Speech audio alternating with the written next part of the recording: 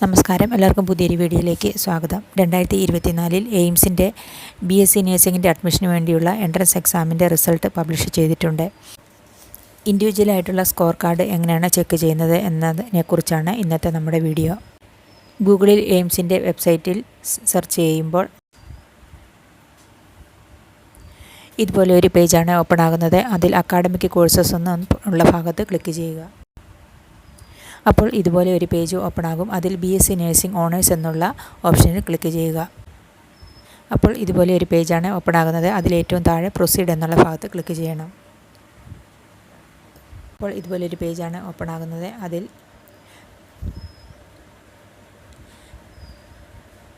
Basic registration എന്നും final registration എന്നുമുള്ള രണ്ട് ഓപ്ഷനുകൾ കാണാം. അതിൽ ഫൈനൽ രജിസ്ട്രേഷൻ എന്നുള്ള ഭാഗത്ത് നിങ്ങൾ രജിസ്റ്റർ ചെയ്തപ്പോൾ ഉള്ള registration ID, RUC code, password, അതിനുശേഷം അവിടെയുള്ള ക്യാപ്ചയും കൊടുത്ത് ലോഗിൻ ചെയ്യണം. ഇപ്പോൾ നിങ്ങളുടെ ഹോം പേജിൽ ഓപ്പൺ ആകും. അവിടെ ലെഫ്റ്റ് സൈഡിൽ അവിടെ നിന്ന് നിങ്ങളുടെ സ്കോർ കാർഡ് ചെക്ക് ചെയ്യാം. ഇപ്പോൾ എയിംസിൻ്റെ വെബ്സൈറ്റിൽ റാങ്ക് ലിസ്റ്റ് പബ്ലിഷ് ചെയ്തിരിക്കുന്നത് ക്വാളിഫൈഡ് ആയ കുട്ടികളുടെ റാങ്ക് ലിസ്റ്റ് മാത്രമാണ്.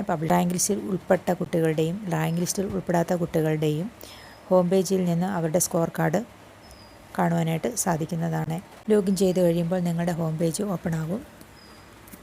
ഇതുപോലെ ഒരു പേജാണ് ഓപ്പൺ ആകുന്നത്. അതിൽ റിസൾട്ട് എന്നുള്ള ഭാഗത്ത് ക്ലിക്ക് ചെയ്യുമ്പോൾ നിങ്ങളുടെ സ്കോർ കാർഡ് ഓപ്പൺ ആകുന്നതാണ്. ചില കുട്ടികളുടെ സ്കോർ കാർഡ് വന്നിട്ടില്ല. സ്കോർ കാർഡ് വരാത്തവർ വെയിറ്റ് ചെയ്യുക, റിസൾട്ട് വരുന്നതാണ്. അവിടെ സ്കോർ കാർഡിൽ ഏറ്റവും മുകളിലായിട്ട് പ്രിൻ്റ് എന്നുള്ള ഓപ്ഷനുണ്ട്. അത് ക്ലിക്ക് ചെയ്ത് ഡൗൺലോഡ് ചെയ്ത് എടുക്കാം. ഈ പേജിൽ തന്നെ ഡോക്യുമെൻറ്റ്സ് അപ്ലോഡ് ചെയ്യാനുള്ള ഓപ്ഷൻ വരും. അതിൽ ക്ലിക്ക് ചെയ്ത് ഡോക്യുമെൻറ്റ്സ് അപ്ലോഡ് ചെയ്ത് കൊടുക്കാം. സ്കാൻ ചെയ്ത് PDF സൈസിൽ അതിൽ പറഞ്ഞിരിക്കുന്ന സൈസിലാണ് അപ്ലോഡ് ചെയ്ത് കൊടുക്കേണ്ടത്. ഇപ്പോൾ എയിംസിൻ്റെ വെബ്സൈറ്റിൽ പബ്ലിഷ് ചെയ്ത് വന്നിരിക്കുന്ന റാങ്ക് ലിസ്റ്റിൽ ഉൾപ്പെട്ട കുട്ടികൾക്കും ഉൾപ്പെടാത്തവർക്കും സ്കോർ കാർഡ് ചെക്ക് ചെയ്യുവാൻ സാധിക്കുന്നതാണ്. പബ്ലിഷ് ചെയ്ത് വന്നിരിക്കുന്ന റാങ്ക് ലിസ്റ്റിൽ ഉൾപ്പെട്ട കുട്ടികൾക്ക് മാത്രമാണ് കൗൺസിലിങ്ങിന് പങ്കെടുക്കുവാൻ സാധിക്കുന്നത്. റോൾ നമ്പർ അനുസരിച്ചുള്ള ലിസ്റ്റാണ് വന്നിരിക്കുന്നത്. ലിസ്റ്റിൽ ഇല്ലാത്തവർക്ക് സെലക്ഷൻ ലഭിക്കുകയില്ല. ലിസ്റ്റിലുള്ള കുട്ടികൾ മാത്രമാണ് കൗൺസിലിങ്ങിൽ പങ്കെടുക്കുന്നതിന് വേണ്ടി ക്വാളിഫൈഡ് ആയിട്ടുള്ളത്. ടോട്ടൽ 1292 സീറ്റുകളാണ് ഉള്ളത്. 18 സ്ഥാപനങ്ങളാണ് എയിംസിൻ്റെത് ഈ വർഷം ഉള്ളത്. ലിസ്റ്റിൽ വന്നിരിക്കുന്ന കുട്ടികൾ എല്ലാം ഫസ്റ്റ് റൗണ്ടിലെ കൗൺസിലിങ്ങിന് വേണ്ടി ക്വാളിഫൈഡ് ആണ്. www.aimsexams.ac.in എന്ന വെബ്സൈറ്റിൽ നിങ്ങളുടെ സ്കോർ കാർഡ് ചെക്ക് ചെയ്യാവുന്നതാണ്. ഫസ്റ്റ് റൗണ്ടിലെ കൗൺസിലിങ്ങിന് വേണ്ടി എലിജിബിൾ ആയിട്ടുള്ള കുട്ടികളുടെ ലിസ്റ്റാണ് ഇപ്പോൾ പബ്ലിഷ് ചെയ്ത് വന്നിരിക്കുന്നത്.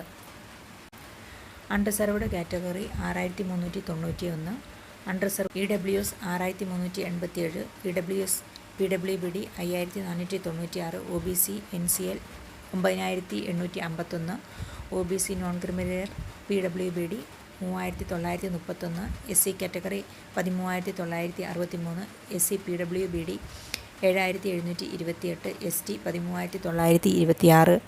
ഈ റാങ്ക് വരെയുള്ള കുട്ടികൾ എല്ലാവരും ഫസ്റ്റ് റൗണ്ടിലെ കൗൺസിലിങ്ങിന് വേണ്ടി എലിജിബിൾ ആയിട്ടുള്ളവരാണ്. ഈ ലിസ്റ്റിലുള്ള എല്ലാ കുട്ടികളും കൗൺസിലിംഗ് പ്രോസസ്സിന് വേണ്ടി രജിസ്റ്റർ ചെയ്യണം. OBC നോൺ ക്രിമിലിയർ വിഭാഗത്തിൽ ഉള്ളവരും EWS വിഭാഗത്തിൽ ഉള്ളവരും അവരുടെ കാറ്റഗറി തെളിയിക്കുന്നതിന് വേണ്ടിയുള്ള സർട്ടിഫിക്കറ്റുകൾ ജൂൺ 19 മുതൽ ജൂൺ 22 വൈകുന്നേരം 5 മണിക്ക് മുൻപായി അപ്ലോഡ് ചെയ്ത് കൊടുക്കേണ്ടതാണ്.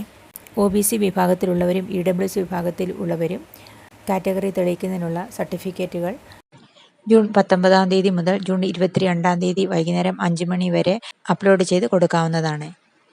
സെൻട്രൽ ഗവൺമെൻറ് പർപ്പസിനുള്ള സർട്ടിഫിക്കറ്റുകളാണ് അപ്ലോഡ് ചെയ്ത് കൊടുക്കേണ്ടത്. സ്റ്റേറ്റ് പർപ്പസിനുള്ള സർട്ടിഫിക്കറ്റുകൾ അപ്ലോഡ് ചെയ്ത് കൊടുത്താൽ അത് നിങ്ങളുടെ റിസർവേഷന് വേണ്ടി പരിഗണിക്കുന്നതല്ല. അതുപോലെ OBC നോൺ ക്രിമിലിയർ സർട്ടിഫിക്കറ്റ് 9/6/2023 9/6/2024 ഇടയിൽ എടുത്തത് ആയിരിക്കണം. ഈ ഡേറ്റിന് മുൻപ് എടുത്തതോ അതിനുശേഷം എടുത്തതോ ആയ സർട്ടിഫിക്കറ്റുകൾ അപ്ലോഡ് ചെയ്ത് കൊടുത്താൽ നിങ്ങൾക്ക് OBC നോൺ ക്രിമിലിയർ വിഭാഗത്തിൻ്റെ റിസർവേഷൻ ലഭിക്കുന്നതല്ല. അങ്ങനെയുള്ള സർട്ടിഫിക്കറ്റുകൾ അപ്ലോഡ് ചെയ്ത് കൊടുക്കുന്നവരെ ജനറൽ കോട്ടയിലേക്കാണ് പരിഗണിക്കുന്നത്. EWS വിഭാഗത്തിൽ ഉള്ളവർ 1/4/2024 9/6/2024 ഇടയിൽ എടുത്ത EWS സർട്ടിഫിക്കറ്റാണ് അപ്ലോഡ് ചെയ്ത് കൊടുക്കേണ്ടത്. അങ്ങനെയല്ലാത്ത സർട്ടിഫിക്കറ്റുകൾ അപ്ലോഡ് ചെയ്ത് കൊടുത്താൽ അവരെയും ജനറൽ കോട്ടയിലേക്കാണ് പരിഗണിക്കുന്നത്. EWS റിസർവേഷൻ ലഭിക്കുന്നതല്ല. ആപ്ലിക്കേഷൻ റിജക്റ്റ് ആവുകയില്ല. ജനറൽ കോട്ടയിലുള്ള റിസർവേഷനായിരിക്കും ലഭിക്കുന്നത്. SC/ST വിഭാഗത്തിലുള്ളവർ സർട്ടിഫിക്കറ്റുകൾ അപ്ലോഡ് ചെയ്ത് കൊടുക്കേണ്ട ആവശ്യമില്ല. 19/6 തീയതി മുതൽ ജൂൺ 22 തീയതി വൈകുന്നേരം 5 മണി വരെ ഡോക്യുമെൻസുകൾ അപ്ലോഡ് ചെയ്ത് കൊടുക്കുന്നതിനുള്ള സമയമുണ്ട്. വെബ്സൈറ്റ് വഴിയാണ് നിങ്ങളുടെ ഹോം പേജിൽ നിന്നാണ് അപ്ലോഡ് ചെയ്ത് കൊടുക്കേണ്ടത്. ഫൈനൽ രജിസ്ട്രേഷൻ പേജിൽ ലോഗിൻ ചെയ്യണം. അപ്പോൾ ഡോക്യുമെൻറ്റ്സ് അപ്ലോഡ് എന്നുള്ള ഓപ്ഷൻ കാണാം. അതിൽ ക്ലിക്ക് ചെയ്താണ് അപ്ലോഡ് ചെയ്ത് കൊടുക്കേണ്ടത്.